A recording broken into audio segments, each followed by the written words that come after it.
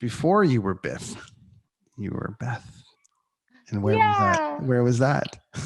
It's really funny because CBC Music had put a tweet out today asking about the first slow dance song. And I remember right away, it was Waiting for a Girl Like You by Foreigner. Wow. And I was dancing in the grade 7 dance at Mackenzie Junior High in Dauphin, Manitoba. And I'll never forget it in my life. And it's funny because, a lot of people can have their memories really affect them. All my memories are nostalgic. And I don't think it's because I block out the bad things. I think that as I get older, I'm more sentimental and nostalgic. And we moved from Lexington, Kentucky to Dauphin, Manitoba when I was 12. And my older sister was 13. My younger sister was, I guess she would have been like, I don't know, 10. And it was kind of traumatic for everybody. It was a big change moving from Kentucky to, Canada's national Ukrainian capital.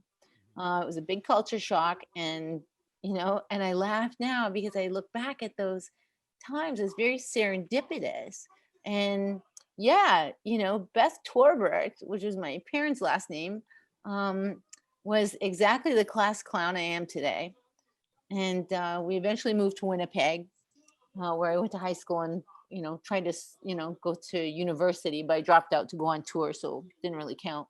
Mm-hmm. But I'm still that same girl that cut her teeth playing in the prairies. Do you ever give thought to what you would have done outside of music? Yes, all the time. Mm-hmm. All Where do the you think time. I you would have have so went? many other interests. Well, this year I Yeah. started studying in a course. I do a lot of volunteering. And through breast cancer, I was introduced to peer support volunteering with other breast cancer patients. And somehow, accidentally, I've kind of stumbled into palliative care volunteering and realized once I was in the mix that there was a massive need for it. There was not a lot of people who were signing up to volunteer. And so I thought, this is where I belong. And I've always known that, and regardless of everything else that I do, this is something that's a massive passion for me. And this year I started working towards my certification to become a death doula. So I still want to pursue that very much. And, I mean, there's lots of other things. I think the perfect job for me actually is hospital porter. So Okay. that I could talk to everybody all the time. Sure. But the truth is, I really know for sure there's other work that I am always called to that eventually I'll probably find more time to do. And I think that that's going to be something that makes me I've incredibly. always found you to be this way. I've always found you to be, there's stories of absolute nightmares in this business. And then there's people who, ask the front of house guy how his day is. There's a big difference between actually caring and instead of just mailing it in. And you've always been to me that person that it wants to know people's stories. Like how are you, Brent? How are you? How was your day? How was your wife? How are the kids? Daily on tour. I wasn't married then, but I'm talking about just now. You're always inquisitive about what people are doing. And I think that creates a really great vibe on tour. Are you like this?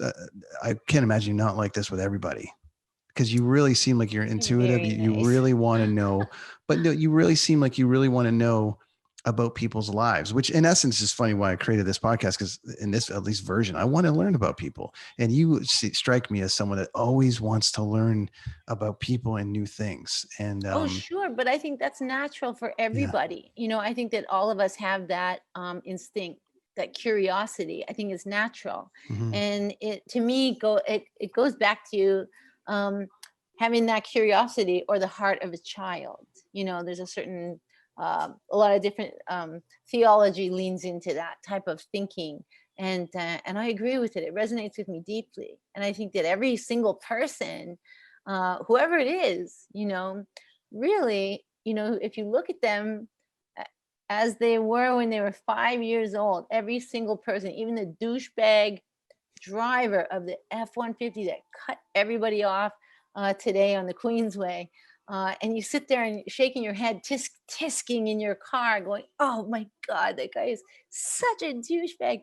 And then I just think, but at one point, he was a 5-year-old boy, and all he really wanted was whatever it was, to throw a baseball with his dad, or to have a cookie sitting on his mom's lap, or whatever the case. And I think that really, that perspective, and always to try really hard to see everybody in that light.